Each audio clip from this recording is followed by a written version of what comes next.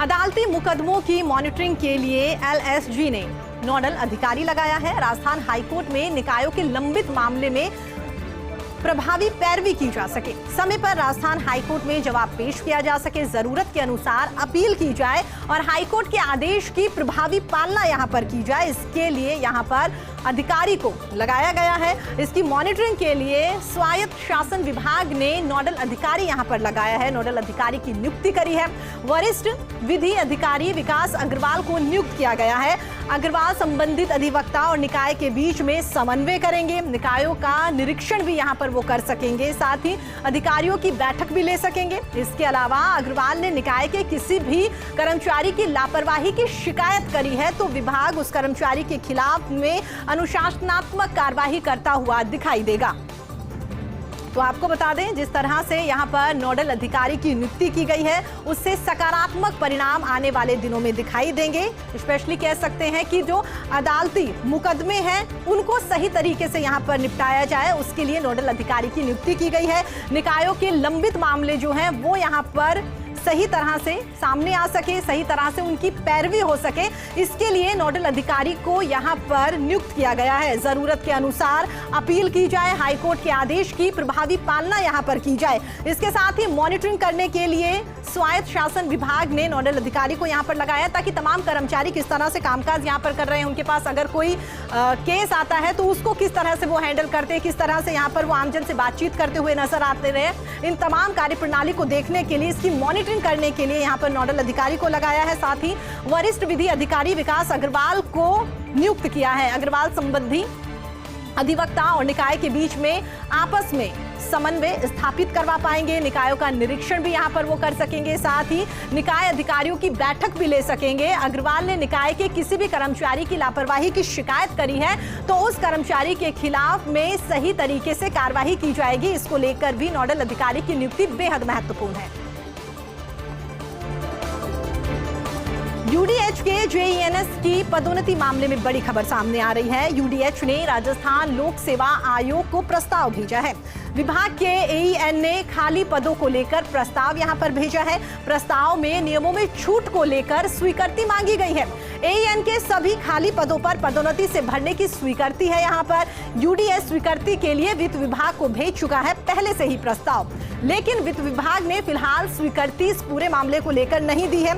आपको यह भी बता दें कि मामले में देरी ना हो इसके लिए यूडीएच ने आरपीएससी को प्रस्ताव भेजा है। वित्त विभाग में समय लगने के चलते आरपीएससी को यहां पर प्रस्ताव भेजा गया है। कर्मचारी विभाग मामले में पहले ही सशर्त मंजूरी दे चुका है। शर्त के अनुसार वित्त विभाग और आरपीएससी से स्वीकृति यहां पर ली जानी है। 11 साल से कनिष्ठ अभियंता पदोन्नति का इंतजार बेसब्री से यहां पर कर रहे हैं। यूडीएच सेवा के एईएन के 108 पदों पर पदोन्नति होनी है और उसी को लेकर यहां पर इंतजार हर कोई करता हुआ दिखाई दे रहा है। तो आपको बता दें, एईएन के सभी खाली पदों को पदोन्नति से भरने की स्वीकृति, यूडीएच स्वीकृति के लिए विभाग को पहले ही प्रस्ताव भेजा जा चुका है और उसी को लेकर ये खबर बता रहे हैं कि प्रस्ताव में नियमों में छूट को लेकर यहां पर स्वीकृति एक बार फिर से मांगी गई है। यूडीएच स्वीकृति के लिए वित्त विभाग को प्रस्ताव यहां पर भेजा गया है, लेकिन वित्त विभाग से फिलहाल स्वीकृति नहीं मिली है। मामले में देरी ना हो इस वजह से यूडीएच ने आरपीएससी को ये प्रस्ताव भेजा है। वित्त विभाग में समय लगने के चलते आरपीएससी को प्रस्ताव भेजा गया। साथ ही कार्मिक विभाग मामले में पहले ही सशर्त मंजूरी दे चुका है। शर्त के अनुसार वित्त विभाग और आरपीएससी से स्वीकृति ली जानी है। 11 साल से कनिष्ठ अभियंता अपनी पदोन्नति का इंतजार करते हुए दिखाई दे रहे हैं। यूडीएच सेवा के एईएन के 108 पदों पर पदोन्नति होनी है और उसी को लेकर ये प्रस्ताव भेजा गया। आगे बढ़ते हैं। रीट भर्ती पेपर लीक मामले में एक और बड़ी खबर सामने आ रही है। इस मामले में एक और बड़ी कार्रवाई की गई है। जालोर में 3 टीचर्स के खिलाफ में शिक्षा विभाग की ओर से बड़ा और अहम एक्शन लिया गया है। 2 व्याख्याता और 1 प्रबोधक को निलंबित कर दिया गया है। व्याख्याता शैतान सिंह, चुन्नीलाल विश्नोई और प्रबोधक छतराराम पुरोहित को विभाग की ओर से निलंबित कर दिया गया। शिक्षा विभाग की ओर से ये बड़ा और अहम फैसला लिया गया है। 3 टीचर्स को यहां पर निलंबित कर दिया गया। साथ ही हम आपको ये भी बता दें कि तीनों शिक्षक स्कूल से अनुपस्थित चल रहे थे, यानी कि वहां पर प्रेजेंट नहीं थे। साथ ही उदाराम की गिरफ्तारी के बाद कुछ शिक्षक लगातार अनुपस्थित चल रहे थे। इसके साथ ही एसओजी एडीजी अशोक राठौड़ भी मौके पर पहुंचे हैं। सांचौर वो पहुंचे। नर्मदा डाक बंगले में एसओजी अधिकारियों की बैठक वो लेंगे। जालोर, बाड़मेर, सिरोही के पुलिस अधिकारियों की ये महत्वपूर्ण बैठक होगी। तो आपको बता दें, रीट पेपर को लेकर लगातार मामले सामने आ रहे हैं और उसी को लेकर कह सकते हैं कि अब और भी बहुत सारे नाम निकलकर सामने आ सकते हैं। आगे बढ़ते हैं। रात 8 बजे बाद शराब बिक्री को लेकर सख्ती।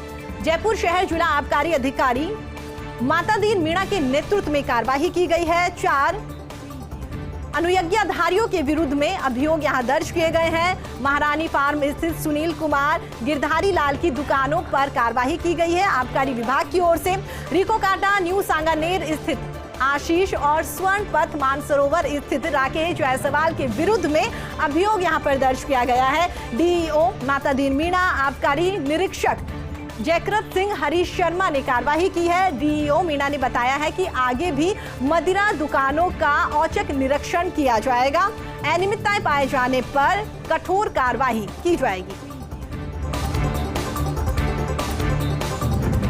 आगे बढ़ते हैं। प्रधानमंत्री नरेंद्र मोदी ने ICRISAT का लोगो लॉन्च किया है। आपको बता दें कि ICRISAT के स्वर्ण जयंती समारोह में इस लोगो की लॉन्चिंग की गई है। संबोधन में प्रधानमंत्री नरेंद्र मोदी ने ICRISAT की तारीफ भी करी है। उनकी ओर से कहा गया है कि 5 दशकों का अनुभव यहां पर ICRISAT के पास में है। साथ ही देश के कृषि क्षेत्र में मदद यहां पर मिलती हुई दिखाई देगी। इसके अलावा ICRISAT की टेक्नोलॉजी ने खेती को यहां पर काफी आसान किया है। प्रधानमंत्री नरेंद्र मोदी की ओर से तारीफ के दौरान ये बातें कही गई। भारत ने 25 साल के लिए नए लक्ष्य यहां पर बनाए हैं। अगले 25 साल जो हैं वो बेहद अहम यहां पर रहने वाले हैं। साथ ही जलवायु परिवर्तन का कृषि पर भी असर है। इससे पूरी दुनिया बेहद प्रभावित हो रही है।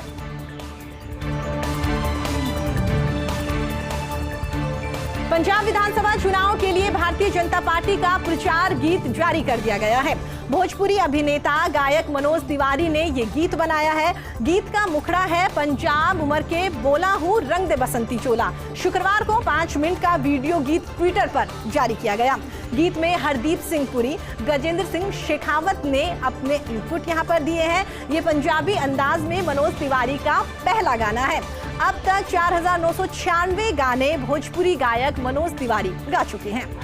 तो आपको बता दें, हर कोई आगामी विधानसभा चुनाव को लेकर काफी तैयार नजर आ रहा है। नए नए तरीके यहां पर विधानसभा चुनाव में प्रचार के दौरान अपनाए जा रहे हैं और उसी को लेकर पंजाब विधानसभा चुनाव के लिए भारतीय जनता पार्टी की ओर से प्रचार का गीत यहां पर जारी किया गया है।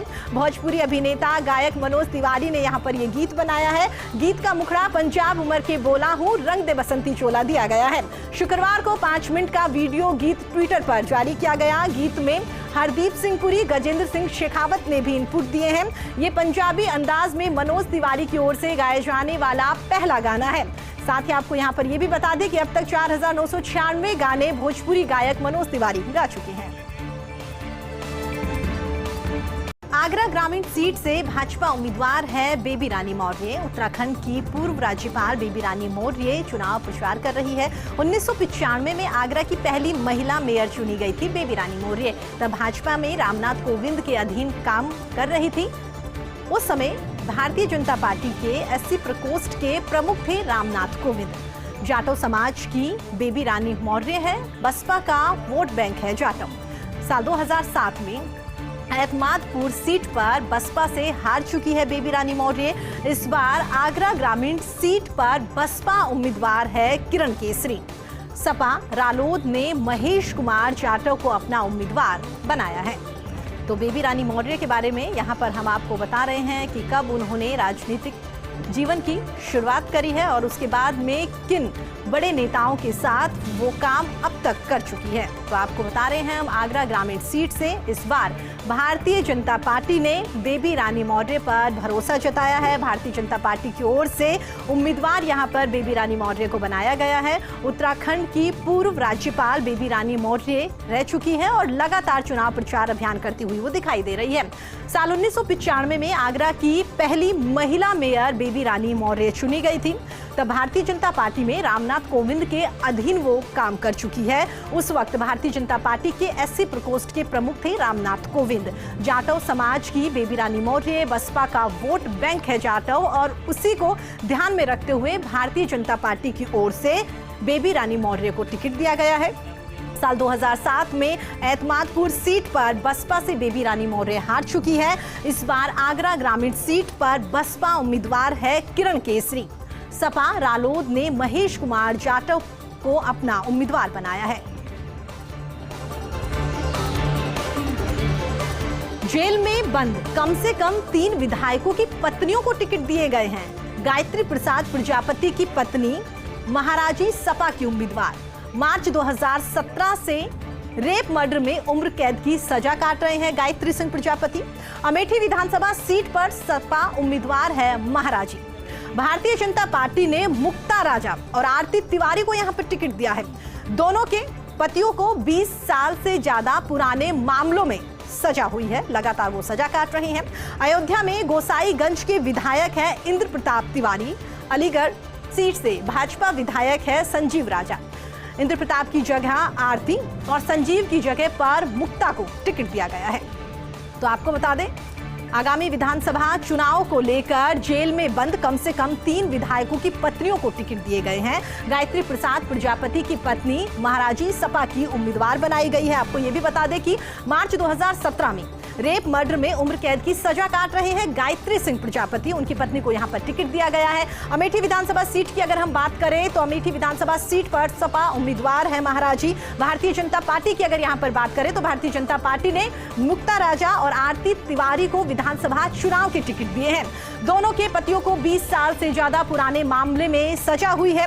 अयोध्या में गोसाईगंज के विधायक है इंद्र प्रताप तिवारी। अलीगढ़ सीट से भाजपा विधायक है संजीव राजा। इंद्र प्रताप की जगह आरती, संजीव की जगह पर मुक्ता को टिकट यहां पर दिए गए हैं। ऑल इंडिया मजलिस-ए-इत्तेहादुल मुस्लिमीन की तैयारी, यानी कि AIMIM पार्टी की क्या कुछ तैयारियां चल रही हैं वो हम आपको बता रहे हैं। उत्तर प्रदेश में ओवैसी की पार्टी का 3 पार्टियों से गठबंधन अब तक हो चुका है। गठबंधन के साथ ही AIMIM की 100 सीटों पर लड़ने की तैयारी फिलहाल चल रही है। भागीदारी परिवर्तन मोर्चा, बाबू सिंह कुशवाहा की जन अधिकार पार्टी और साथ ही वामन में शाम की भारतीय मुक्ति मोर्चा का AIMIM के साथ में आगामी विधानसभा चुनावों को लेकर गठबंधन हो चुका है।